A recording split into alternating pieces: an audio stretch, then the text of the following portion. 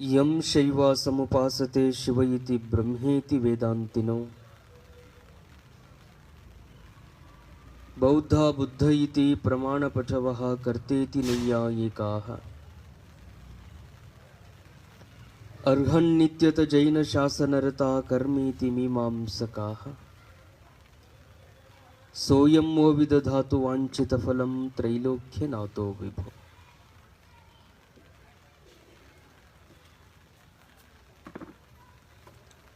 ಸದಾವಕಾಲ ಸ್ಮರಣೀಯರಾದ ಮಹಾತ್ಮ ಜಗದ್ಗುರು ಸಿದ್ಧಾರೂಢ ಮಹಾಸ್ವಾಮಿಯನ್ನು ಷಣ್ಮುಖಾರೂಢ ಯತಿಗಳನ್ನು ಪ್ರಾರ್ಥಿಸಿ ಪರಮಾರಾಧ್ಯ ಶ್ರೀಮನ್ ನಿಜಗುಣ ಶಿವಯೋಗಿಗಳ ಷಟ್ಶಾಸ್ತ್ರಗಳಿಗೆ ಟೀಕಾ ತಾತ್ಪರ್ಯವನ್ನು ರಚಿಸಿ ನಾಡ ಸಂಚರಿಸಿ ನಿಜಗುಣ ಶಾಸ್ತ್ರವನ್ನು ಬೋಧಿಸಿ ಮುಮುಕ್ಷುಗಳನ್ನು ಉದ್ಧರಿಸಿದಂಥ ಆರೂಢ ಜ್ಯೋತಿ ಪೂಜ್ಯ ಶಿವಪುತ್ರ ಅಜ್ಜನವರನ್ನು ಪ್ರಾರ್ಥನೆ ಮಾಡಿ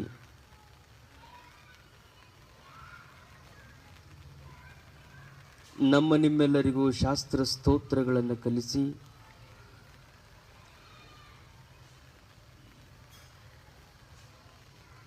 ನಿರಂತರವಾಗಿ ಭಕ್ತ ಹಿತಕ್ಕಾಗಿ ಚಿಂತನೆಗೈದ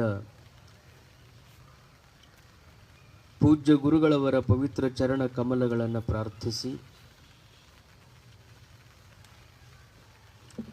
ಶ್ರಾವಣ ಮಾಸದ ನಿಮಿತ್ತವಾಗಿ ನಡೆದಿರುವ ಮೋಹ ಮುದ್ಗರ ಗ್ರಂಥದ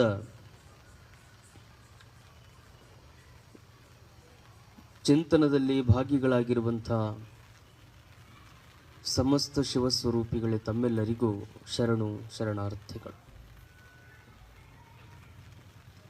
ಆರಂಭದಲ್ಲಿ ಶಂಕರ ಭಗವತ್ಪಾದಾಚಾರ್ಯರಿಂದ ವಿರಚಿತವಾದ ಭಜಗೋವಿಂದಂ ಗ್ರಂಥದ 5 ಶ್ಲೋಕಗಳ ಪಠಣವನ್ನು ಮಾಡಿ ಶ್ರವಣದಲ್ಲಿ ಮುಂದೆ ಬರೋಣ.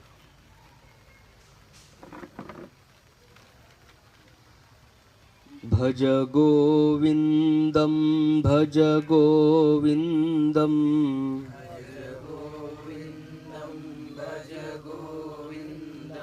ಗೋವಿಂದಂ ಭಜ ಮೂಢಮತೆ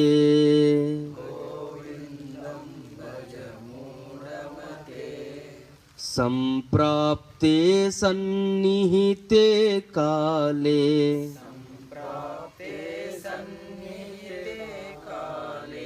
नहि नहि रक्षति डुकुरीकरणे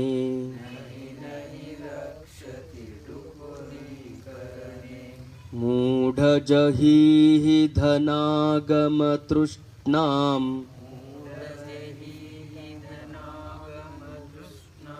कुरु सद्बुद्धिं मनसि वितृष्णां यल्लभसे निज कर्मोपात्तम्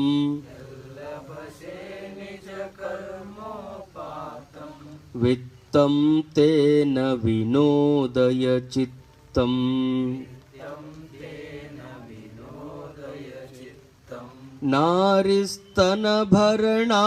नारिस्तनभरणाभिदेशम्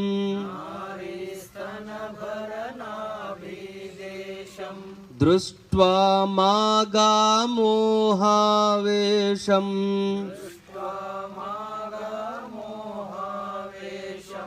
एतन्मां सवसादिविकारम्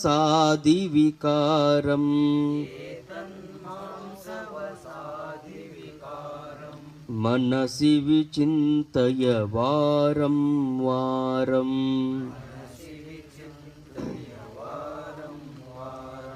नलिनीदलगतजलमतितरलम्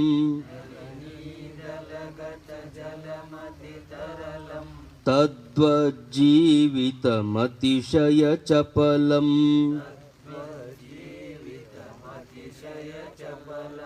विद्या ದಿವ್ಯಾದ್ಯಭಿಮಾನಗ್ರಸ್ತಂ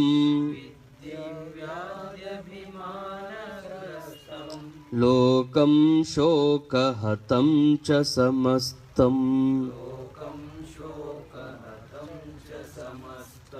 ಯಾವದ್ವಿತ್ತೋಪಾರ್ಜನಸಕ್ತಃ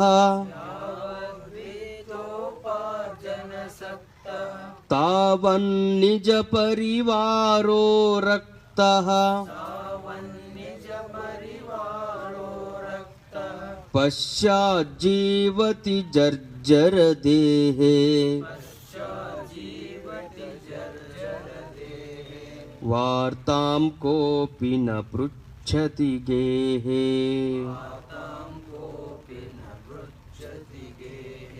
ಭಜ ಗೋವಿಂದಂ ಭಜ ಗೋವಿಂದಂ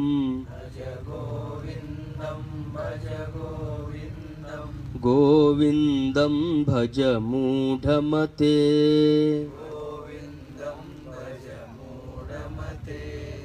ಗೋವಿಂದಂ ಭಜ ಮೂಢಮತೆ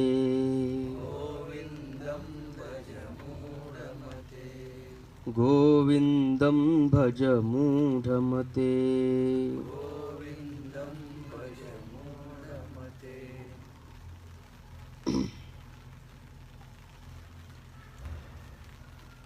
ಗೋವಿಂದಂ ಭಜ ಮೂಢಮತೆ.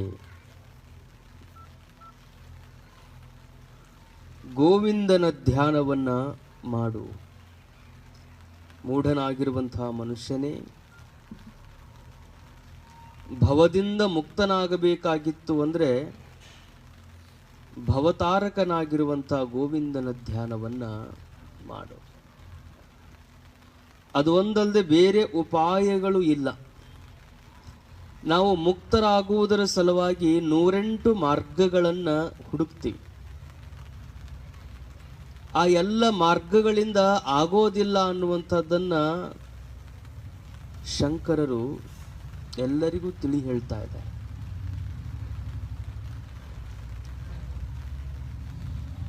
ಭವಸಾಗರವನ್ನು ದಾಟುವುದಕ್ಕೆ ಬೇಕಾಗಿರುವಂಥ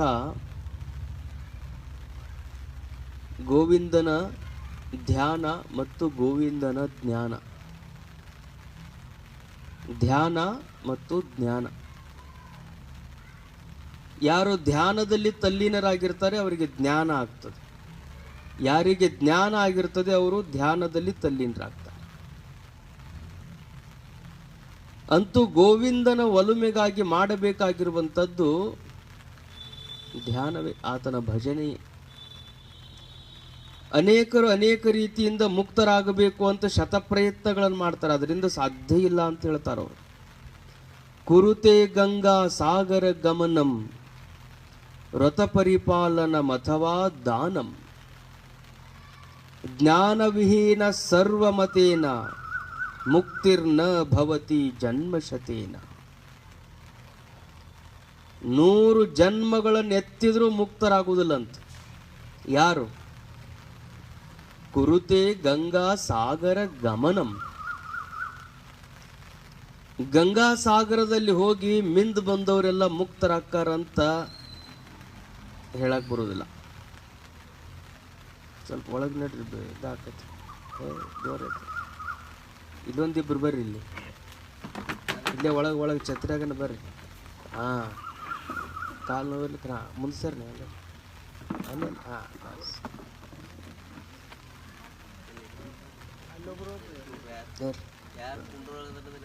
ಬೇಡ, ತೋರ್ಸ್ಕೋಬೇಡ್ರಿ. ಇಲ್ಲೊಬ್ರು ಬರ್ಬೋದು ನೋಡಿ, ಇಲ್ಲಿ ಬರ್ರಿ ಮುಂದೆ.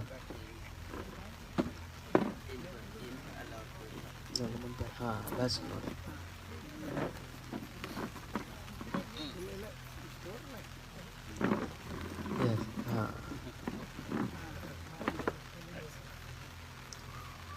ಕುರುತೆ ಗಂಗಾ ಸಾಗರ ಗಮನಂ. ಬಹಳಷ್ಟು ಜನ ಮುಕ್ತಿ ಪಡಿಬೇಕು ಅಂಥೇಳಿ ಎಲ್ಲಿಗೆ ಹೋಗ್ತಾರಂದ್ರೆ ಗಂಗಾ ಸಾಗರಕ್ಕೆ ಹೋಗ್ತಾರೆ. ಗಂಗಾ ಸಾಗರ ಅಂದ್ರೆ ಸಮುದ್ರ. ಅಲ್ಲಿಗೆ ಹೋಗೋ ಮುಖ್ಯ ಕಾರಣ ಏನು ಅಂದ್ರೆ ಬಹಳಷ್ಟು ಜನ ನಾವು ಗಂಗಾ ನದಿಗೆ ಹೋಗ್ತೀವಿ. ಹರಿದ್ವಾರ, ಋಷಿಕೇಶ, ಕಾಶಿ ಇವೆಲ್ಲ ಪುಣ್ಯಕ್ಷೇತ್ರಗಳಿಗೆ ಹೋಗಿ ಸ್ನಾನ ಮಾಡ್ತೀವಿ. ಸ್ನಾನ ಮಾಡುವುದರಿಂದ ನಮ್ಮೊಳಗೆ ಏನು ಭಾವನೆ ಅದ? ಶ್ರೀಶೈಲಕ್ಕೆ ಹೋಗೋರೊಳಗೆ ಒಂದು ಭಾವನೆ ಅದ, ಶ್ರೀಶೈಲ ಶಿಖರೇ ದೃಷ್ಟ ಪುನರ್ಜನ್ಮಂ ನ ವಿದ್ಯತೆ. ಒಮ್ಮೆ ನಮ್ಮ ಜೀವಿತ ಅವಧಿಯೊಳಗೆ ಶ್ರೀಶೈಲದ ಶಿಖರವನ್ನು ನೋಡಿಬಿಟ್ಟಿವಿ ಅಂದ್ರೆ ಅವರಿಗೆ ಮತ್ತೆ ಜನ್ಮ ಇಲ್ಲ ಅಂತ ಹೇಳ್ತದೆ, ಮತ್ತು ಅವ್ರಿಗೆ ಹುಟ್ಟು ಸಾವುಗಳಿಲ್ಲ ಅಂತ ಒಂದು ಭಾವನೆ ಅದ. ಶ್ರೀಶೈಲ ಮಲ್ಲಿಕಾರ್ಜುನನ ಶಿಖರ ದರ್ಶನ ಮಾಡುವುದರಿಂದ ಅವ್ರು ಹೇಳಿದಂಥ ಕಾಲಘಟ್ಟದಲ್ಲಿ ಅದು ಸತ್ಯವೇ. ಕಾರಣ ಏನು ಅಂದ್ರೆ, ಒಂದು ಯಾತ್ರೆಗೆ ಹೋಗಬೇಕಾಗಿತ್ತು ಅಂದ್ರೆ ಯಾತ್ರೆಗೆ ಹೋಗೋರು ಹಳ್ಳಿ ಬರ್ತಾರ ಇಲ್ಲ ಅಂತ ಗ್ಯಾರಂಟಿ ಇರಲಿಲ್ಲ. ಮೊದಲು ಯಾತ್ರೆಗೆ ಹೊರಟರು ಅಂದ್ರೆ ಹಾಗೆ ಒಬ್ಬರು ಇಬ್ಬರು ಯಾತ್ರೆಗೆ ಹೋಗ್ತಿದ್ರು. ಮಾರ್ಗ ಮಧ್ಯದಲ್ಲಿ ಹೋಗ್ತಾ ಹೋಗ್ತಾ ಊರುಗಳು ತಪ್ತಿದ್ವು, ಜನ ಪರಿಚಯ ಇರ್ತಿರ್ಲಿಲ್ಲ. ಅಷ್ಟು ದೂರಕ್ಕೆ ಈಗ ಶ್ರೀಶೈಲಕ್ಕೆ ಹೋಗಬೇಕು ಅಂದ್ರೆ ಅಷ್ಟೊಂದು ಕಷ್ಟ ಅದ. ಆ ಕಾಲದಲ್ಲಿ ನಡೆದೇ ಹೋಗ್ಬೇಕಲ್ಲ, ನಡೆದು ಹೋಗಬೇಕು, ಪಾತಾಳ ಗಂಗೆಯೊಳಗೆ ಇಳಿಬೇಕು, ಮಲ್ಲಯ್ಯನ ದರ್ಶನ ಮಾಡಬೇಕು. ಅದೆಲ್ಲ ಕದಳಿಯ ವನವನ್ನು ನೋಡಿ ಬಂದುಬಿಟ್ರೆ ಸಾಕು, ಅದು ಸ್ವರ್ಗಕ್ಕಿಂತಲೂ ಮಿಗಿಲಾಗಿತ್ತು, ಕೈಲಾಸಕ್ಕಿಂತಲೂ ಮಿಗಿಲಿತ್ತು, ಮುಕ್ತರೇ ಆಗ್ತಿದ್ರು. ಇವತ್ತು ಬಹಳಷ್ಟು ಸೌಕರ್ಯಗಳದ ಹೋಗಿ ಬರೋದಕ್ಕೆ. ಆ ಕಾಲದಲ್ಲಿ ಯಾವ ಮನುಷ್ಯ ಒಂದು ಸಾರಿ ಶ್ರೀಶೈಲಕ್ಕೆ ಹೋಗಿ ಬರಬೇಕಾಗಿತ್ತು ಅಂದ್ರೆ ಬಹಳ ಆಗ್ತಿತ್ತು. ಕಾಶಿ ಯಾತ್ರೆ ಅವ್ರು ಮಾಡಿ ಬಂದಾರಪ್ಪ ಹಳಬ್ರ ಮಂದಿ ಅಂದ್ರೆ ಅವ್ರನ್ನ ಎಷ್ಟು ಗೌರವದಿಂದ ನೋಡ್ತಿದ್ರು ಅಂದ್ರೆ ಅವ್ರು ಕಾಶಿ ವಿಶ್ವನಾಥನ್ ನೋಡ್ಯಾರ ಅಂತಿದ್ರು. ಅಂದ್ರೆ ನಮ್ಮ ಹಳ್ಳಿಯನ್ನು ಬಿಟ್ಟನ ನಾವು ಹೊರಗೆ ಹೋಗದೇ ಇರುವಂಥ ದಿನಮಾನಗಳಿದ್ದಾಗ ಕಾಶಿ ವಿಶ್ವನಾಥನನ್ನು ನೋಡ್ಯಾರ ಅಂದ್ರೆ ಅವರು ನೋಡಿದ್ರು ವಿಶ್ವನಾಥನನ್ನ ನೋಡಿದಷ್ಟು ಆನಂದ ಪಡ್ತಿದ್ರು. ಅಂಥ ಕಾಶಿ ಯಾತ್ರಾ ಮಾಡಿರ್ಲಿ, ಗಂಗಾ ನದಿಗೆ ಹೋಗಿ ಅವರು ಮಿಂದು ಬಂದಿರಲಿ, ಕುರುತೆ ಗಂಗಾ ಸಾಗರ ಗಮನಂ, ಅವರಿಗೆ ಸಹಿತ ಏನಾಗೋದಿಲ್ಲ, ನ ಭವತಿ ಮುಕ್ತಿ, ಮುಕ್ತಿರ್ ನ ಭವತಿ. ಗಂಗಾ ಸ್ನಾನ ಮಾಡುವುದರಿಂದ ಯಾಕೆ ಮುಕ್ತಿ ಆಗುವುದಿಲ್ಲ ಮತ್ತು ಮಾಡಬಾರ್ದನ್ರಿ ಅಂತ ಪ್ರಶ್ನೆ ಮಾಡಿದರೆ, ಗಂಗಾ ಸ್ನಾನ ಮಾಡೋದಕ್ಕೆ ಯಾರ್ದು ತಕರಾರಿಲ್ಲ. ಗಂಗಾ ಸ್ನಾನ, ವ್ರತ ಪರಿಪಾಲನ ಅಥವಾ ದಾನಂ, ಇವು ಮೂರು ಉದಾಹರಣೆಗಳನ್ನು ಹೇಳ್ಯಾರ. ನಾವಿಷ್ಟೆಲ್ಲ ಮಾಡ್ತೀವಿ ಮುಕ್ತಿ ಸಲುವಾಗಿ. ಅನೇಕ ಮಾರ್ಗಗಳಲ್ಲಿ ಇವು ಮೂರು ಮಾರ್ಗ: ಗಂಗಾ ಸ್ನಾನ ಮಾಡೋದು, ಯಾವುದಾದ್ರೂ ಒಂದು ವ್ರತವನ್ನು ಪರಿಪಾಲನೆ ಮಾಡೋದು, ಇಲ್ಲ ದಾನವನ್ನು ಮಾಡೋದು. ಇವು ಎಲ್ಲ ಕರ್ಮಗಳಲ್ಲಿ ಬರ್ತಾವ. ಕರ್ಮಗಳನ್ನು ಯಾವ ಕರ್ಮಗಳನ್ನು ನಾವು ಆಚರಿಸಿದ್ರು ಆ ಕರ್ಮಗಳಿಂದ ಅಂತಃಕರಣ ಶುದ್ಧಿ ಆಗ್ತದೆ ಹೊರತು ಆತನಿಗೆ ಮುಕ್ತಿ ಆಗಂಗಿಲ್ಲ. ಕರ್ಮಗಳನ್ನು ಆಚರಿಸುವುದರಿಂದ ಏನಾಗ್ತದೆ? ಅಂತಃಕರಣ ಶುದ್ಧಿ ಆಗ್ತದೆ. ಮಲಿನವಾಗಿರುವಂಥ ಮನಸ್ಸು ಶುದ್ಧಿ ಆಗ್ತದೆ. ಮನದ ಶುದ್ಧಿಗಾಗಿ ಇದೆಲ್ಲವನ್ನು ನಾವು ಮಾಡೋದು. ಶಾಸ್ತ್ರ ಶ್ರವಣವನ್ನು ಮಾಡೋದು ಮನದ ಶುದ್ಧಿಗಾಗಿನೇ. ಶಾಸ್ತ್ರ ಶ್ರವಣ ಮಾಡಿ ಮುಕ್ತರಾಗೋದಿಲ್ಲ, ಮನನ ನಿಧಿಧ್ಯಾಸನ ಮಾಡಿದವರು ಮುಕ್ತರಾಗ್ತಾರೆ. ಶ್ರವಣ ಮೂಲಭೂತ ಸಾಧನ. ಚನ್ನಬಸವಣ್ಣವರಂತಾರೆ, ಮಂಡೆ ಮಾಸಿದಡೆ ಮಹಾಮಜ್ಜನವ ಮಾಡುವುದು, ವಸ್ತ್ರ ಮಾಸಿದಡೆ ಮಡಿವಾಳಗಿಕ್ಕುವುದು, ಮನದ ಮೈಲಿಗೆ ತೊಳೆಯಬೇಕಾದರೆ ಕೂಡಲ ಚನ್ನ ಸಂಗಮ ದೇವರ ಅನುಭವ ಮಾಡುವುದು. ಮನದ ಮೈಲಿಗೆ ತೊಳೆಯೋದು. ತಲೆ ತೊಳಿಬೇಕಾಗಿತ್ತು ಅಂದರೆ ಸೋಪ್ ಅದಾವ, ಶಾಂಪೂ ಅದಾವ, ಏನೆಲ್ಲ ಹಾಕಿ ನಾವು ತಲೆ ತೊಳ್ಕೋಬಹುದು. ಬಟ್ಟೆ ಹೊಲಸಾಗಿದ್ದು ಅಂದರೆ ನಾವು ತೊಳಿಬಹುದಿಲ್ಲ, ಲಾಂಡ್ರಿ ಕೊಡ್ಬೋದು. ಮನಸ್ಸು ಹೊಲಸಾಗಿತ್ತು ಅಂದರೆ ಮನಸ್ಸನ್ನು ತೊಳೆಯುವುದಕ್ಕೆ ಸಾಧನ ಯಾವುದು ಅಂದರೆ ತತ್ ಕಥನಂ ತತ್ ಚಿಂತನಂ. ಎಲ್ಲಿ ಮಹಾತ್ಮರ ಯೋಗಿಗಳ ನುಡಿ ಮುತ್ತುಗಳು ಸುಳ್ಳು ನುಡಿಗಳು ನಡೆದಿರ್ತಾವ ಆ ಸ್ಥಳದಲ್ಲಿ ಹೋಗಿ ಕುಳಿತು ಮನದ ಮಲಿನತೆಯನ್ನು ಕಳ್ಕೊಳ್ಳೋದು. ಗಂಗಾ ಸ್ನಾನ ಮಾಡುವುದು ಸಹಿತ ಮನದ ಮಲಿನತೆಯನ್ನು ಕಳೆದುಕೊಳ್ಳುವುದರ ಸಲುವಾಗಿಯೇ ಗಂಗಾ ಸ್ನಾನ. ಗಂಗಾ ಸ್ನಾನ ಮಾಡಬೇಕಾಗಿತ್ತು ಅಂದರೆ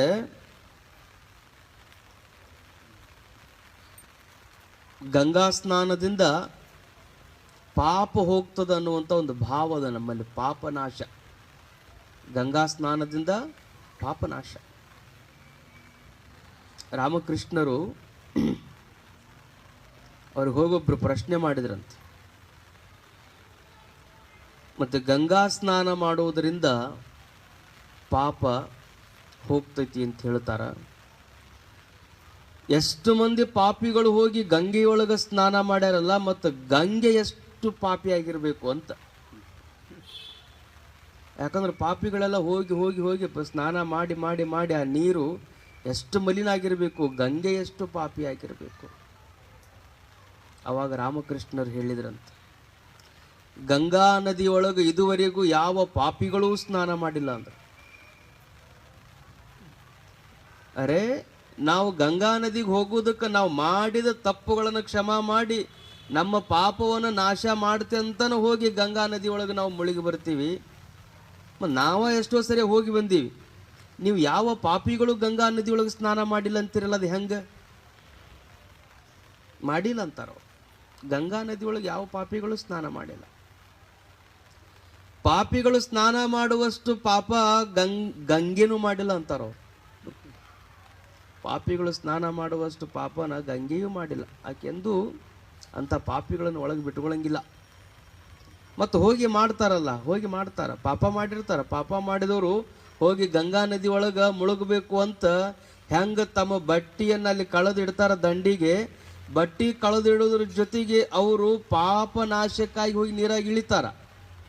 ನೀರಾಗಿ ಇಳಿಯುವ ಮುಂದೆ ಏನು ಮಾಡ್ತಾವೆ, ಹೆಂಗೆ ಬಟ್ಟಿ ತೆಗೆದು ದಂಡಿಗೆ ಇಟ್ಟಿರ್ತಾರಲ್ಲ, ಹಂಗೆ ಅವ್ರು ಮಾಡಿದ ಪಾಪಗಳು ಎಲ್ಲ ಸುತ್ತಲಿದ್ದಲ್ಲೇ ಗಿಡದಾಗ ಕುಂತಿರ್ತಾವಂತ. ಇವ್ರು ಹೋಗಿ ನೀರಾಗಿ ಇವರಷ್ಟ ಮುಳುಗ್ತಾರ. ಇವರಷ್ಟ ನೀರಾಗ ಮುಳುಗಿ ಪಾಪ ಹೋತು ಅಂತ ಅನ್ಕೊಂಡು ಮ್ಯಾಲ ಬರ್ತಾರ. ಇವ್ರ ಮ್ಯಾಲ ಬರೋದು ಅಷ್ಟ ತಡ ಇವ್ರ ಪಾಪ ಎಲ್ಲ ಮತ್ತೆ ಬಂದು ಅವ್ರ ಮೈಯಾಗ ಹೋಗ್ತಾವ. ಅವರು ಹೆಂಗ ಬಟ್ಟೆ ತೆಗೆದಿಟ್ಟು ಹೊಳ್ಳಿ ಅದ ಬಟ್ಟೆ ಹಾಕೊಂಡ್ ಬರ್ತಾರಲ್ಲ, ಹಂಗ ನದಿಯಾಗ ಮುಳುಗಿ ಸ್ನಾನ ಮಾಡಿ ಅವ್ರು ಹೊರಗೆ ಬಂದ ತಕ್ಷಣ ಕೂತು ಗಿಡದಾಗ ಕೂತು ಪಾಪಗಳೆಲ್ಲ ಏನಾಕವಂತ ಹೊಳ್ಳಿ ಬಂದು ಅವನನ್ನು ಆಕ್ರಮಿಸ್ತಾವಂತ. ಯಾಕೆ ರಾಮಕೃಷ್ಣರು ಆ ಕಥೆಯನ್ನು ಹೇಳ್ತಾರಂದ್ರೆ, ಗಂಗಾ ನದಿಗೆ ಹೋಗಿ ಸ್ನಾನ ಮಾಡುವಂಥವನ ಮನೋಭಾವ ಹಿಂಗಿತ್ತಲ್ಲ, ಇನ್ನು ಮುಂದೆ ನಾನು ಈ ಪಾಪ ಕರ್ಮವನ್ನು ಆಚರಿಸಂಗಿಲ್ಲ ಅಂತ ಹೋಗಿ ಸ್ನಾನ ಮಾಡಿದ್ರೆ ಅಂಥವರ ಪಾಪವನ್ನು ಗಂಗೆ ತೊಳಿತಾಳ. ನೀ ಪಾಪ ಮಾಡಿದ ಸರ್ತಿಗೊಮ್ಮೆ ಅಲ್ಲಿ ಮುಳಿಗೆ ಬಂದು ಮತ್ತೆ ಅದ ಪಾಪನ ಮುಂದೆ ಮಾಡಕತ್ತಿ ಅಂದ್ರೆ ಆಕೇನು ಪಾಪ ಮಾಡೋದಕ್ಕೆ ರಿನ್ಯೂವಲ್ ಲೈಸೆನ್ಸ್ ಕೊಡುವಂತಕ್ಕೆ ಅಂತ ತಿಳ್ಕೊಂಡಿರ ಅಂತಾರ ಅವ್ರು. ಈಗಿಷ್ಟು ಪಾಪ ಮಾಡೀನಿ, ನಿನ್ನೊಳಗೆ ಜಳಕ ಮಾಡೀನಿ, ಇವನ್ನೆಲ್ಲ ಕ್ಷಮಾ ಮಾಡಿಬಿಡು, ಮತ್ತು ಮುಂದಿನ ಸರಿ ಮತ್ತೆಷ್ಟು ಪಾಪ ಮಾಡ್ತೀನಿ, ಮತ್ತೆ ಹೊಳ್ಳಿ ಬಂದು ಜಳಕ ಮಾಡ್ತೀನಿ, ಎಲ್ಲ ಕ್ಷಮಾ ಮಾಡಿಬಿಟ್ರೆ ಗಂಗೆ ಪಾಪ ಮಾಡೋದಕ್ಕೆ ಮತ್ತೆ ಉತ್ತೇಜನ ಕೊಟ್ಟಂಗೆ ಹಾಕದಂಗೆ ಆಗಂಗಿಲ್ಲ. ಗಂಗಾ ನದಿಯೊಳಗೆ ಸ್ನಾನ ಮಾಡಿದ ಬಳಿಕ ಮುಂದೆ ಪಾಪ ಕರ್ಮಗಳನ್ನು ಆಚರಿಸಂಗಿಲ್ಲ ಅಂತ, ಅದಕ್ಕಿಂತಲೂ ದೊಡ್ಡ ಪಶ್ಚಾತ್ತಾಪ ಯಾವುದೂ ಇಲ್ಲ ಅಂತ. ನೀನು ಇಲ್ಲೇ ಇದ್ದೇ ಗಂಗಾ ಸ್ನಾನ ಮಾಡ್ಬೋದು ಹೇಳ್ತಾರೆ, ದಾಸರು ಹಾಡ್ತಾರೆ.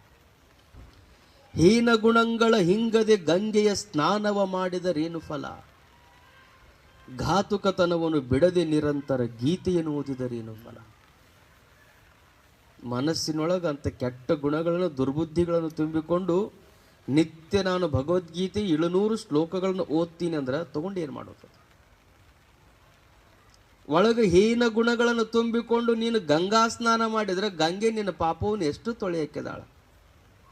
ಆ ಪಾಪನು ಹೋಗುವುದಿಲ್ಲ, ಅವ ಪಾಪಿನೂ ಎಲ್ಲಿ ಹೋಗುವುದಿಲ್ಲ.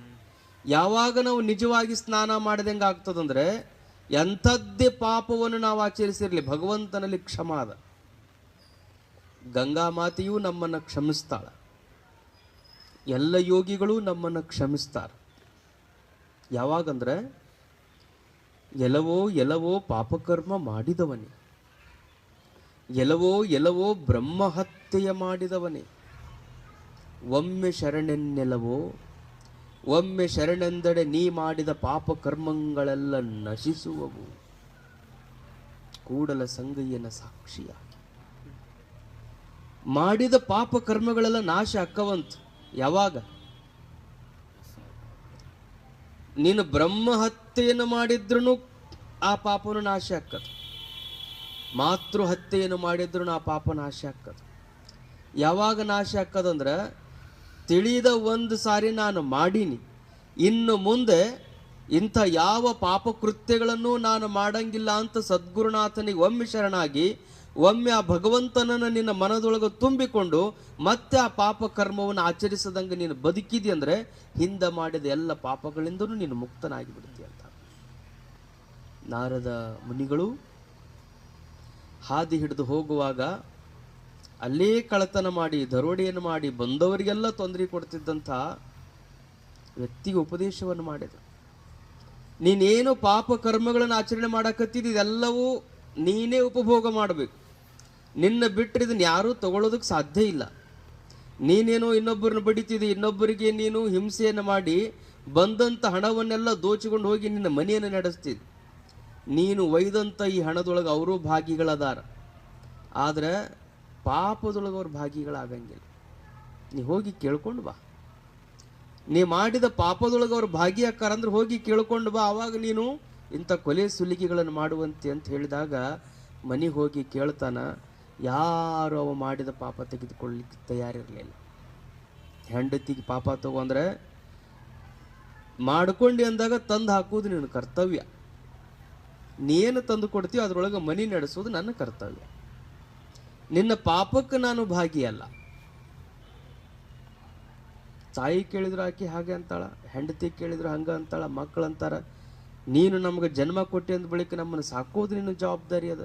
ನಿನ್ನ ಪಾಪ ನಮಗೆ ಗೊತ್ತಿಲ್ಲ, ಹೆಂಗೆ ಮಾಡ್ತಿ ಗೊತ್ತಿಲ್ಲ, ನೀನು ಜೋಪಾನ ಮಾಡಬೇಕು, ಅದು ನಿನ್ನ ಕರ್ತವ್ಯ. ಆವಾಗ ಅವರಿಗೆ ಜ್ಞಾನೋದಯ ಆಗ್ತದೆ. ಎಷ್ಟು ನಾನು ಮಾಡಿದ್ರೂ ಪಾಪದಿಂದ ಏನು ತಗೊಂಡು ಹೋದ್ರು ಅದರಿಂದ ಬರುವಂಥ ಪಾಪವನ್ನು ಇನ್ಯಾರೂ ತೆಗೆದುಕೊಳ್ಳಲಿಕ್ಕೆ ಸಾಧ್ಯ ಇಲ್ಲ.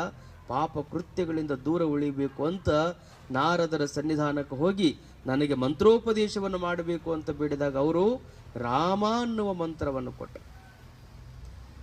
ರಾಮ ಅನ್ನುವಂಥ ಮಂತ್ರ ಕೊಟ್ಟರೆ ರಾಮ ಅನ್ಲಿಕ್ಕೆ ಬರಲಿಲ್ಲ, ಮರ ಅಂತಿದ್ದ. ಏನಂತಿದ್ದ? ಮರ. ಯಾಕೆಂದು ರಾಮ ಅಂದದ್ದು ಗೊತ್ತನೇ ಇಲ್ಲ. ಉಲ್ಟಾ ನಾಮ ಜಪತ್ ಜಗಜಾನ ವಾಲ್ಮೀಕಿ ಭಯೋ ಬ್ರಹ್ಮ ಸಮಾನ. ರಾಮ ಅನ್ನುವಂಥ ಮಂತ್ರ ಕೊಟ್ಟರು ರಾಮ ಅನ್ನಕ್ಕೆ ಬರ್ತಿದ್ದಿಲ್ಲ, ಮರ ಮರ ಮರ ಮರ ಅಂತಿದ್ದ. ಆದರೆ ಇನ್ನೊಮ್ಮೆ ಈ ಪಾಪವನ್ನು ಆಚರಿಸುವುದಿಲ್ಲ ಅನ್ನುವಂಥ ಅಂತಃಕರಣ ಶುದ್ಧಿ ಏನಾಗಿತ್ತಲ್ಲ, ಆ ಶುದ್ಧ ಅಂತಃಕರಣದಿಂದ ಅವ ಮರ ಅಂದ್ರೂ ಸಹಿತ ರಾಮ ವಿಚಾರ ಮಾಡಿದ, ನನ್ನ ನಾಮವನ್ನೇ ಅವ ಪಠಣ ಮಾಡಕತ್ತಾನಂತ ಅವನಿಗೆ ದಿವ್ಯ ಅನುಗ್ರಹವನ್ನು ದಯಪಾಲಿಸಿದ. ಅಂತ ಕಠೋರವಾದಂಥ ಮನಸ್ಸುಳ್ಳಂಥವ, ಕ್ರೂರಿಯಾಗಿರುವಂಥ ವ್ಯಕ್ತಿ ಅಂತಃಕರಣ ಕರಗಿ ಬರುವಂಥ ರಾಮಾಯಣವನ್ನು ಬರಿಬೇಕಾಗಿತ್ತು ಅಂದರೆ ಅದು ಎಂಥ ಶಕ್ತಿಯನ್ನು ಭಗವಂತ ಅವರಿಗೆ ದಯಪಾಲಿಸಿರಬೇಡ. ಕಾರಣ ಯಾವ ಪಾಪವನ್ನು ಆಚರಿಸಿದರೂ ಯಾವಾಗ ಅದರ ಅರಿವು ಆಗ್ತದೆ, ಅರಿವಿನ ನಂತರದಲ್ಲಿ ಅದನ್ನು ಮರೆತು ಸದ್ಗುರುಗಳಿಗೆ ಶರಣಾಗತರಾಗಿ ಮತ್ತೆ ಆ ಪಾಪವನ್ನು ಆಚರಿಸದೇ ಇದ್ದರೆ ಗಂಗೆಯು ಸಹಿತ ನಮ್ಮ ಪಾಪಗಳನ್ನು ತೊಳಿತಾಳೆ. ಓದಿದ ಗೀತೆಯು ನಮ್ಮ ಬದುಕಿಗೆ ಬೆಳಕು ನೀಡಲಿಕ್ಕೆ ಸಾಧ್ಯ ಆಗ್ತದೆ. ಆ ಕಾರಣದಿಂದ ನಾವು ಗಂಗಾ ಸಾಗರದ ಸ್ನಾನ ಮಾಡುವುದರಿಂದ ನಾವು ಮುಕ್ತರಾಗ್ತೀವಿ ಅಂದರೆ ಅದರಿಂದ ಸಾಧ್ಯ ಇಲ್ಲ. ಮತ್ತವ್ರು ಹೇಳ್ತಾರೆ ವ್ರತ ಪರಿಪಾಲನ. ಎರಡನೇದು ಏನು ಮಾಡ್ತೀವಿ ಅಂದರೆ ಭಗವಂತನ ಒಲುಮೆಗಾಗಿ ವ್ರತಗಳ ಪಾಲನೆಯನ್ನು ಮಾಡ್ತೀವಿ. ಬಹಳ ವಿಧದ ವ್ರತಗಳನ್ನು ನಾವು ಆಚರಿಸ್ತೀವಿ. ಅನೇಕರು ಶ್ರಾವಣ ಮಾಸದಲ್ಲಿ ಕೇಶವನ್ನು ಬಿಡ್ತಾರೆ, ತಲೆ ಕೂದಲು ಕತ್ತರಿಸಂಗಿಲ್ಲ, ಕೇಶ ಮುಂಡನ ಮಾಡಿಸ್ಕೊಳ್ಳಂಗಿಲ್ಲ. ಅವರಂತಾರ ತಲೆಯೊಳಗೆ ಕೇಶವನ್ನು ಬಿಡುವುದಕ್ಕಿಂತಲೂ ಮನಸ್ಸಿನೊಳಗಿರುವಂಥ ರೋಷವನ್ನು ಬಿಡಬೇಕು ಅಂತ.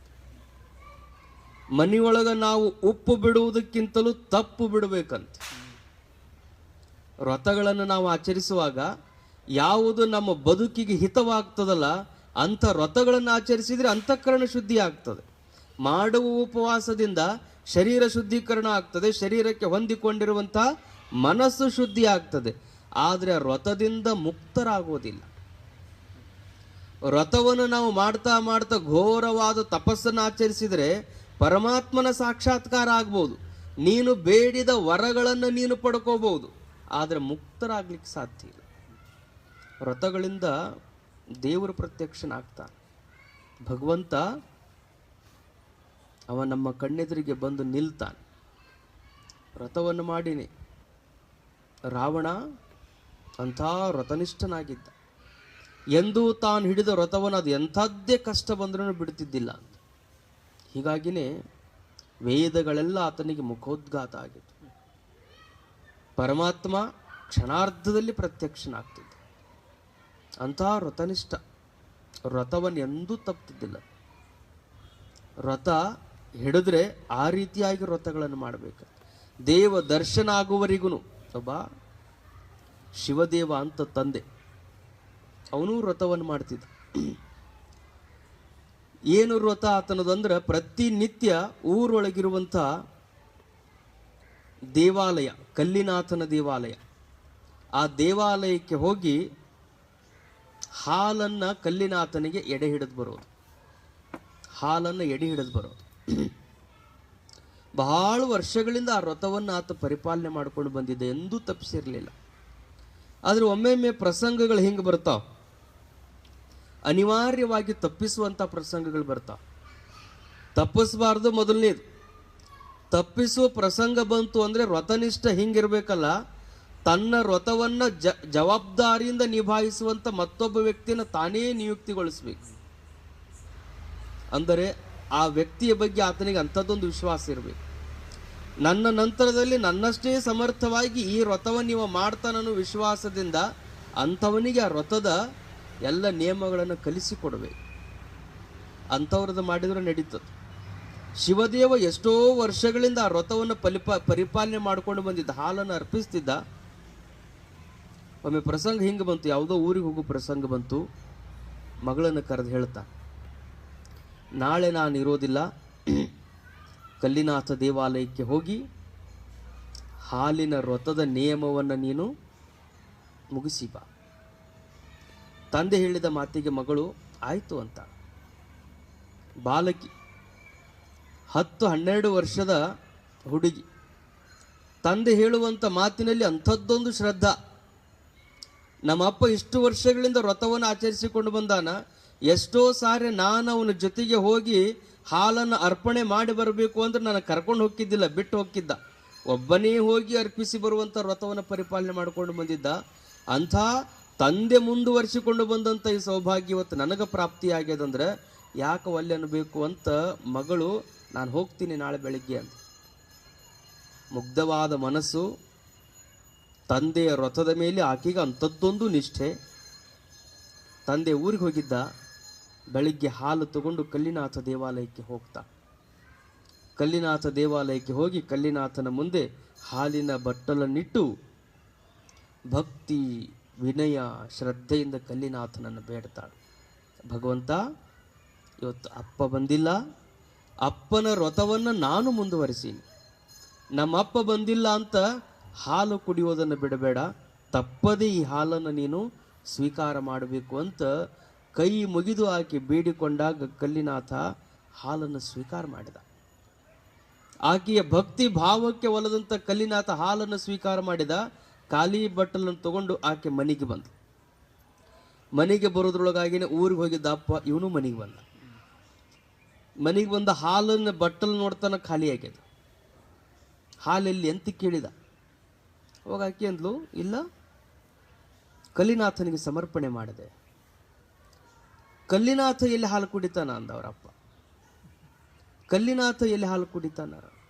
ಎಷ್ಟು ವರ್ಷಗಳಿಂದ ನಾನು ಕಲ್ಲಿನಾಥನಿಗೆ ಹಾಲಿನ ಎಡೆಯನ್ನು ಮಾಡಿ ಗುಡಿಯೊಳಗೆ ಕೂತು ನಾನು ಕುಡಿದು ಬಂದೀನಿ. ಹಾಲಿನ ಎಡೆಯನ್ನು ಮಾಡಿ ಆತನಿಗೆ ಎಡೆ ತೋರಿಸಿ ಹಾಲನ್ನು ನಾನು ಕುಡಿದು ಬಂದೀನಿ ಹೊರತು ಒಂದು ದಿವಸನೂ ಹಾಲನ್ನು ಸ್ವೀಕಾರ ಮಾಡಿಲ್ಲ. ನೀನು ಹೋಗುವುದೇ ಇವತ್ತು ಒಂದು ದಿವಸ ಹೋಗಿದ್ದಿ, ಇಡೀ ಬಟ್ಟಲ ಹಾಲೆಲ್ಲ ಕಲ್ಲಿನಾಥ ಕುಡ್ದಾನ ಅಂತ ಹೇಳ್ತಿದ್ದೆ. ಅದು ಹೆಂಗೆ ಸಾಧ್ಯ? ಅದು ಸಾಧ್ಯ ಇಲ್ಲ. ಮಗಳಂತಾಳ, ಅಕ್ಕಿ ಏನು ತಿಳ್ಕೊಂಡಿದ್ಲು, ಇಷ್ಟು ವರ್ಷ ನಮ್ಮಪ್ಪ ಏನು ಹಾಲು ತೊಗೊಂಡು ಹೋಗ್ಯಾನ ಕಲ್ಲಿನಾಥನಿಗೆ ಕುಡಿಸೇ ಬಂದಾನಂತಲೇ ತಿಳ್ಕೊಂಡಾಳ. ಆದ್ರೆ ತಂದೆ ಏನು ಮಾಡ್ಯಾನ? ಎಡೆ ಹಿಡಿಯೋದು, ತಾನು ಕುಡಿಯೋದು. ನಾವೆಲ್ಲ ಹಂಗೆ ಮಾಡ್ತೀವಿ. ದೇವರಿಗೆ ಎಡೆ ಹಿಡಿತೀವಿ, ಹಿಡಿದ ಎಡೆಯನ್ನು ಪ್ರಸಾದ ಅಂತ ನಾವು ತೊಗೊಂಡು ಬಿಡ್ತೀವಿ. ಯಾವುದೇ ಮಾಡಿರಲಿ, ಯಾವ ದೇವರು ಹಾಗೆ ಸ್ವೀಕಾರ ಮಾಡಿಲ್ಲ. ಹಾಗೇನ ಶಿವದೇವನು ಹಾಗೆ ಮಾಡ್ತಿದ್ದ, ಎಡೆ ಹಿಡಿತಿದ್ದ, ತಾನು ಕುಡಿದು ಬರ್ತಿದ್ದ. ಇದು ಅವನಿಗೂ ಆಶ್ಚರ್ಯ ಆಗ್ತದೆ. ನಿನ್ನ ಭಕ್ತಿಗೆ ಕಲ್ಲಿನಾಥ ಒಲಿದು ನೀನು ಕೊಟ್ಟ ಹಾಲನ್ನು ಸ್ವೀಕಾರ ಮಾಡ್ಯಾನಂದ್ರೆ ಈಗ ತಗೊಂಡು ಹೋಗುನು ಮತ್ತೊಮ್ಮೆ ನೀವು ಕುಡಿಸ್ಬೇಕು ಅಂತ. ಆ ಹುಡುಗಂತೂ ಅದೇನು ದೊಡ್ಡ ವಿಷಯ. ನಾನೇನು ಪರಮಾತ್ಮನಲ್ಲಿ ಬಹಳ ಬೇಡಿಲ್ಲ, ನಮ್ಮಪ್ಪ ಇಷ್ಟು ವರ್ಷದಿಂದ ವ್ರತ ಮಾಡ್ಕೋತ ಬಂದಾನ, ಅಪ್ಪನ ವ್ರತ ಮುರಿಬಾರ್ದು ಅಂತ ನನ್ನ ಕೈ ಒಳಗ ವ್ರತವನ್ನು ಒಪ್ಪಿಸಿ ಹೋಗ್ಯಾನ. ಅದಕ್ಕೆ ನೀ ತಗೋ ಅಂತ ನಾ ಬೇಡಿದ ಒಂದೇ ಒಂದು ಮಾತಿಗೆ ಭಗವಂತ ಸ್ವೀಕಾರ ಮಾಡ್ಯಾನ. ನಾನೇನು ಅದ್ರೊಳಗೆ ಭಾಳ ಕಷ್ಟಪಟ್ಟಿಲ್ಲ. ನಾ ಹೇಳುವ ಮಾತಿನೊಳಗೆ ನಿಮ್ಗೆ ಸಂಶಯ ಇತ್ತು ಅಂದ್ರೆ ನಿಮ್ಮ ಕಣ್ಣೆದುರಿಗೆ ಹಾಲನ್ನು ಕುಡಿಸ್ತೀನಿ ನಡ್ರಿ ಅಂತ ಮಗಳು ಕಲ್ಲಿನಾಥನ ದೇವಾಲಯಕ್ಕೆ ಕರ್ಕೊಂಡು ಹೋಗ್ತಾ. ಕಲ್ಲಿನಾಥನ ಎದುರಿಗೆ ಯಾವಾಗ ಈ ಶಿವದೇವನ ಮಗಳು ಹಾಲನ್ನು ಕಲ್ಲು ದೇವರಿಗೆ ಹಾಲು ಕುಡಿಸಾಳ ಅನ್ನೋದು ಊರಾಗ ಸುದ್ದಿ ಗೊತ್ತಾತೋ, ಅದನ್ನು ನೋಡಬೇಕು. ಮತ್ತೆ ಹಾಲು ಕುಡಿಸಕ್ಕೆ ಹೊರಟಾಳಂತ ಊರಾಗ ಸುದ್ದಿ ಹತ್ತಿದ ತಕ್ಷಣನೇ ನಾನು ನೀನು ಅಂತ ಊರು ಮಂದೆಲ್ಲ ಅಲ್ಲಿ ಕೂಡಿದ್ರು. ಕಲ್ಲಿನಾಥನ ದೇವಾಲಯದೊಳಗೆ ಊರು ಜನ ಎಲ್ಲ ಕೂಡ್ಯಾರ. ತಂದೆ ಮುಂದೆ ನಿಂತ್ಕೊಂಡಾನ, ಬಟ್ಟಲನ್ನು ಹಿಡಿದು ಮಗು ಕಲ್ಲಿನಾಥನ ಮುಂದೆ ನಿಂತ್ಕೊಂಡ. ಕಲ್ಲಿನಾಥ, ಬೆಳಗಿನ ಸಮಯದಲ್ಲಿ ಬಂದು ನಿನಗೆ ಹಾಲು ಕುಡಿಸಿ ನನ್ನ ತಂದೆಯ ವ್ರತವನ್ನೇನು ನಾನು ಮುಂದುವರಿಸಿದ್ದೆ. ನಮ್ಮಪ್ಪ ನನ್ನ ಮೇಲೆ ಒಂದು ಸಂಶಯವನ್ನು ವ್ಯಕ್ತಪಡಿಸಾನ. ಹಾಲನ್ನು ನೀನು ಕಲ್ಲಿನಾಥನಿಗೆ ಕುಡಿಸಿಲ್ಲ, ನೀನು ಕುಡಿದಿ ಅನ್ನುವಂಥ ಅಪವಾದವನ್ನು ನನಗೆ ಕೊಟ್ಟಾನ. ನಾನು ಕುಡ್ದಿಲ್ಲ, ನೀನೇ ಹಾಲನ್ನು ಸ್ವೀಕಾರ ಮಾಡಿ ಅಂತ ಎದ್ದು ಬಂದು ಈ ವ್ರತದ ನಾನೇನು ತಂದಿರುವಂಥ ಹಾಲದಿಂದ ನೀನು ಸ್ವೀಕಾರ ಮಾಡಬೇಕು ಅಂತ ಬಾಲಕಿಯ ಕಲ್ಲಿನಾಥನಲ್ಲಿ ಬೇಡಿಕೊಂಡಾಗ ಕಲ್ಲಿನಾಥ ಪರಮಾತ್ಮ ಯಾವಾಗಲೂ ಹಂಗ ಇರ್ತಾನೆ. ಯಾವಾಗ ನಮ್ಮ ಭಕ್ತಿ ಗುಪ್ತವಾಗಿರ್ತದೆಯೋ ಅವ ನಮ್ಮ ಜೊತೆಗೆ ಮಾತಾಡ್ತಾನೆ. ಯಾವಾಗ ನಮ್ಮ ಭಕ್ತಿ ಅದು ಸಾರ್ವಜನಿಕವಾಗಿ ಪರಿವರ್ತನೆ ಆಗ್ತದಲ್ಲ ಅವಾಗ ಬರುವುದಿಲ್ಲ. ಬೆಳಿಗ್ಗೆ ಬಂದಾಗ ಹಾಲನ್ನು ಸ್ವೀಕಾರ ಮಾಡಿದಂತ ಕಲ್ಲಿನಾಥ ಈಗೇನು ಬೇಡಿದ್ರು ಆ ಮಗುವಿನ ಮಾತಿಗೆ ಮನ್ನಣೆ ಕೊಟ್ಟು ಹಳ್ಳಿ ಬರುವಲ್ಲ. ಆವಾಗ ಬಾಲಕಿ ಕೇಳುತ್ತದೆ, ಬೆಳಿಗ್ಗೆ ನಾನು ತರುವಾಗ ಒಬ್ಬಳೇ ತಂದಿದ್ದೆ, ಈಗ ಊರ ಜನರೆಲ್ಲ ನನ್ನ ಜೊತೆಗೆ ಬಂದಾರ, ಮತ್ತ ಅವಸರದೊಳಗೆ ಬಂದೆ. ಬೆಳಿಗ್ಗೆ ಒಬ್ಬಳೇ ಇದ್ದೆ, ಅತ್ಯಂತ ಏಕಾಂತದೊಳಗೆ ಕೂತು ಹಾಲನ್ನು ಕಾಸಿಕೊಂಡು ನಿನಗೆ ತಂದಿದ್ದೆ. ಈಗ ನನ್ನ ಭಕ್ತಿ ಪರೀಕ್ಷೆ ಕಾಲ ಬಂದ ಕಾರಣದಿಂದ ನಾನು ಅವಸರದೊಳಗೆ ಬಂದೀನಿ. ಅವಸರದೊಳಗೆ ಬರುವುದ್ರಾಗ ಹಾಲಿಗೆ ಏನಾದರೂ ತೊಂದರೆ ಆಗೈತೇನೆ ಅಂತ ಕೇಳ್ತಾಳೆ. ಯಾಕೆ ಹಾಲನ್ನು ನೀನು ಸ್ವೀಕಾರ ಮಾಡುವ? ಕಾಲೇಂ ಕಾಯದೋ ದೇವ ಗೊತ್ತಿತೋ ಬಿಸುಪಾರಿರ್ತದೋ ಕಣ್ಣಿಗೆ ರಂಜಿಸದು ಮೇಲ್ ಪೊಗೆ ಸುತ್ತಿಕ್ಕುದು ಪೆರರ ಕಣ್ಣು ಎಂಜಲಾದತ್ತು ಬಲ್ ಬಿಸಿಯಾಗಿರ್ತದೆ. ಯಾಕೆ ನಾನು ತಂದ ಹಾಲನ್ನು ನೀನು ಸ್ವೀಕಾರ ಮಾಡುವಲ್ಲಿ ಅಂತ ನಾ ಹಾದಿ ಹಿಡಿದ ಹಾಲನ್ನು ಹಿಡ್ಕೊಂಡು ಬರುವಾಗ ಯಾರ ಅಂಥವ್ರಿಂತ ದುಷ್ಟರ ಕಣ್ಣಿದ್ರ ಮೇಲೆ ಏನ್ರ ಬಿದ್ದೈತನು? ಯಾಕೆ ಹಾಲು ತಗೋಬಂದಿ? ಹಾಲು ನಾನು ತರುವಾಗ ಅವಸರದೊಳಗೆ ಅರ್ಧಮರ್ಧ ಕಾಸ್ಕೊಂಡು ಬಂದೀನೋ ಹೇಗೋ? ಹಾಲೇನ್ರ ಹೊಗಿಸುತ್ತಾಗ್ಯಾವೋ ಏನೋ? ಹಾಲಿಗೆ ನಾನು ಬೆರೆಸಿದಂಥ ಸಕ್ಕರೆ ತುಪ್ಪಗಳ ಮಿಶ್ರಣ ಸರಿಯಾಗಿಲ್ಲ ಏನೋ? ಯಾಕೆ ನೀ ಬೆಳಿಗ್ಗೆ ತಗೊಂಡಾವು ಈಗ ಯಾಕೆ ಹಾಲನ್ನು ನೀನು ಸ್ವೀಕಾರ ಮಾಡುವಲ್ಲಿ ಅಂತ ಬಾಲಕಿ ಭಗವಂತನಲ್ಲಿ ಅನನ್ಯ ಪ್ರೇಮದಿಂದ ಬೇಡುತ್ತೆ. ನನ್ನ ವ್ರತ, ನನ್ನ ತಂದೆ ಮಾಡಿದಂಥ ವ್ರತ, ಎಷ್ಟು ವರ್ಷಗಳಿಂದ ತಂದೆಯ ವ್ರತವನ್ನು ಪರಿಪಾಲನೆ ಮಾಡಿಕೊಂಡು ಬಂದಾನ. ನೀನೇ ಹಾಲನ್ನು ಕುಡಿದಿ ಅನ್ನುವಂಥ ಭಾವದೊಂದಿಗೆ ನಾನು ಬಂದಾಗ ಬೆಳಿಗ್ಗೆ ನೀನು ಹಾಲನ್ನು ಸ್ವೀಕಾರ ಮಾಡಿದ್ದಿ. ನನ್ನ ತಂದೆ ಮಾಡಿದ ವ್ರತ ಅದು ಸತ್ಯಶುದ್ಧವಾಗಿದ್ರೆ ನೀನು ಎದ್ದು ಬಂದು ಈ ಹಾಲನ್ನು ಸ್ವೀಕಾರ ಮಾಡಿ. ಪಾರ್ವತಿ ಪರಮಾತ್ಮ ಇಬ್ಬರು ಕೂತಿದ್ರಂತೆ. ಪಾರ್ವತಿ ಹೇಳಿದ್ಲು, ಬೆಳಿಗ್ಗೆ ಆ ಹುಡುಗಿ ಬೇಡಿದ ತಕ್ಷಣ ಹೋಗಿ ಕುಡಿದಿರಿ. ಈಗ ಎಷ್ಟು ಪರಿಪರಿಯಾಗಿ ಹಾಲನ್ನು ಸ್ವೀಕಾರ ಮಾಡುವಂತ ಬೇಡ್ಕೊಳ್ಳಕತ್ರು ಯಾಕೆ ನೀವು ಹಾಲನ್ನು ಕುಡಿಬಾರ್ದು ಅಂತ ಪರಮಾತ್ಮನ ಪಾರ್ವತಿ ಕೇಳಿದಾಗ ಪರಮಾತ್ಮ ಅಂತಾನ, ಏನಿಲ್ಲ, ಹಾಲು ಕುಡಿಬೇಕು ಅಂತ ನನಗೂ ಮನಸ್ಸಿಗದ, ಆದ್ರೆ ಹಾಲಿಗಿಂತಲೂ ಮಧುರವಾಗಿ ಆಕೆ ಮಾತುಗಳದ. ಹಾಲು ಕಾದಿಲ್ಲನು ಅಂತ ಕೇಳ್ತಾಳ, ಹಾಲು ಕಣ್ಣಿಗೆ ಯಾರಾದ್ರೂ ಕಣ್ಣು ಬಿಟ್ಟಾರೇನೋ ಅಂತ ಕೇಳ್ತಾಳ, ಹಾಲು ಸರಿಯಾಗಿ ಕಾಯಿಸಿಲ್ಲೇನೋ ಅಂತ ಕೇಳ್ತಾಳ, ಹೆಪ್ಪು ಸರಿಯಾಗಿಲ್ಲನೋ ಅಂತ ಕೇಳ್ತಾಳ, ಅದಕ್ಕೆ ಜೇನು ತುಪ್ಪ ಸರಿಯಾಗಿ ಬೆರೆಸಿಲ್ಲನು ಅಂತ ಕೇಳ್ತಾಳ. ಇಷ್ಟೆಲ್ಲ ತಂದೆಗೆ ಉಪಚಾರ ಮಾಡುವ ಹಾಗೆ ಆಕೆಯ ಮಾತಿನ ಸವಿ ಏನೈತಲ್ಲ, ಆ ಸವಿಯ ಮುಂದೆ ಆ ಹಾಲಿನ ಸವಿ ನನಗೇನು ಅನಿಸ್ವಲ್ದು. ಅದಕ್ಕೆ ಆ ಮಾತಿನ ರುಚಿ ನೋಡಿದ್ರೆ ಸಲ ಸುಮ್ಮನೆ ಕೂತೀನಿ ಅಂದ. ಪಾರ್ವತಿ ಅಂತಾಳ, ಸಾಕು, ಆ ಬಾಲಕಿಯ ತಂದಿರುವಂಥ ಹಾಲನ್ನು ನೀವು ಸ್ವೀಕಾರ ಮಾಡಲಿಕ್ಕೆ ಹೋಗಬೇಕು ಅಂತ ಪಾರ್ವತಿ ಅಪ್ಪಣೆಯನ್ನು ಕೊಟ್ಟಾಗ ಪರಮಾತ್ಮ ಇನ್ನೊಂದು ಸ್ವಲ್ಪ ಕಾಯ್ದು ನೋಡೋಣ ಅಂತ ಸುಮ್ಮನೆ ಕೂತ್ಕೊಂಡ. ಬಾಲಕಿ ಅಂತಾಳ, ನಮ್ಮ ತಂದೆಯ ವ್ರತ, ನನ್ನ ಮೇಲೆ ಬಂದಿರುವಂಥ ವ್ರತಹೀನಳು ಅನ್ನುವಂಥ ಅಪವಾದ ನಿನಗೇ ಹಾಲನ್ನು ಕುಡಿಸಿದ್ರು ತಾನು ಕುಡಿದು ಬಂದಾಳ ಅನ್ನುವಂಥ ಅಪವಾದ ನನ್ನ ಮೇಲೆ ಏನು ಬಂದದೆ, ಇದರಿಂದ ನನ್ನನ್ನು ನೀನು ಮುಕ್ತಳನ್ನಾಗಿ ಮಾಡದೆ ಹೋದರೆ ನಾನು ಪ್ರಾಣ ಸಮೇತ ಮನೆಗೆ ಹೋಗೋದಿಲ್ಲ ಅಂತ ಬಾಲಕಿ ಯಾವಾಗ ಇರುವಂಥ ಶಿವಲಿಂಗಕ್ಕೆ ತನ್ನ ತಲೆಯನ್ನು ಒಡೆದುಕೊಂಡು ಪ್ರಾಣವನ್ನು ಬಿಡಬೇಕು ಅನ್ನೋದ್ರೊಳಗಾಗಿನೇ ಆ ಲಿಂಗದಿಂದನೇ ಪರಮಾತ್ಮ ಉದ್ಭವನಾದಂತೆ. ಲಿಂಗದಿಂದ ಪರಮಾತ್ಮ ಉದ್ಭವನಾಗಿ ಎಲ್ಲರೂ ಕಾಣುವಂತೆ ತಾನು ಹಾಲನ್ನು ಸ್ವೀಕಾರ ಮಾಡಿ, ಕೇವಲ ಹಾಲನ್ನು ಮಾತ್ರ ಸ್ವೀಕಾರ ಮಾಡಲಿಲ್ಲ, ಆ ಬಾಲಕಿಯನ್ನು ಸಹಿತ ತನ್ನೊಳಗನೇ ಪರಮಾತ್ಮ ಐಕ್ಯ ಮಾಡಿಕೊಂಡ ಅಂತ. ಆಕೆಗೆ ಸಾರೋಪ್ಯ ಪದವಿಯನ್ನು ನೀಡಿದ ಅಂತ. ತನ್ನೊಳಗ ತಗೊಂಡು ಅವ ಹೋದಾಗ ಇರುವಂಥ ತಂದೆ, ಕಣ್ಣೆದುರಿಗಿರುವಂಥ ತಂದೆ ಕೇಳಿದಂತೆ, ಕೊಡು ಕೂಸು, ನನ್ನ ಕೂಸನ್ನು ಮರಳಿ ಕೊಡು ಅಂತ ಕೇಳಿದ. ಕೊಡು ಕೂಸು ಅಂತ ಕೇಳಿದ. ಅದೇ ಕನ್ನಡದಲ್ಲಿ ಕೊಡಗೂಸು ಅನ್ನುವಂಥ ಶಬ್ದದಿಂದ ಕೋಳೂರು ಕೊಡಗೂಸು ಅಂತ ಬಹಳ ಪ್ರಸಿದ್ಧವಾದಂಥ ಪುರಾತನರ ಕಥೆ. ಕಾರಣ ಏನು ಅಂದರೆ, ನಾವು ವ್ರತವನ್ನು ಸತ್ಯಶುದ್ಧವಾಗಿ ಆಚರಿಸಿದ್ವಿ ಅಂದರೆ ಆ ವ್ರತಕ್ಕೆ ಪರಮಾತ್ಮ ಪ್ರತ್ಯಕ್ಷನಾಗ್ತಾನೆ. ಮಾಡುವ ವ್ರತಗಳಿಗೆ ಪರಮಾತ್ಮನ ಅನುಗ್ರಹ ಇರ್ತದೆ. ಆದರೆ ಜೀವನಿಗೆ ಮುಕ್ತಿ ಇಲ್ಲ. ಮುಕ್ತಿ ಆಗಬೇಕಾಗಿತ್ತು ಅಂದರೆ ಜ್ಞಾನ ಒಂದೇ ಉಪಾಯ. ಮುಕ್ತಿಗೆ ಜ್ಞಾನ ಒಂದೇ ಉಪಾಯ. ದಾನ ಮಾಡ್ತೀವಲ್ರಿ ಅಂದರೆ ದಾನದಿಂದಲೂ ಆಗಂಗಿಲ್ಲ.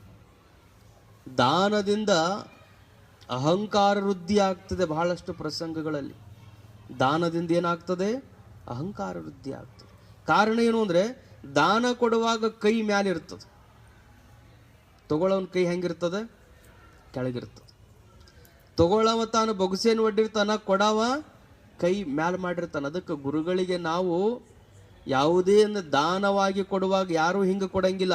ಬಹಳಷ್ಟು ಸಂಸ್ಕಾರಯುಕ್ತರು ಏನು ಮಾಡ್ತಾರೆ? ಒಂದು ತಟ್ಟಿಯೊಳಗಿಟ್ಟು ಮುಂದೆ ಹಿಡ್ಕೋತಾರೆ. ತಟ್ಟಿಯೊಳಗಿಟ್ಟು ಮುಂದೆ ಹಿಡ್ಕೊಂಡಾಗ ಅವ್ರ ಕೈನ ಕೆಳಗಿರ್ತದೆ. ಅವಾಗ ಗುರುಗಳು ಏನು ಮಾಡ್ತಾರೆ?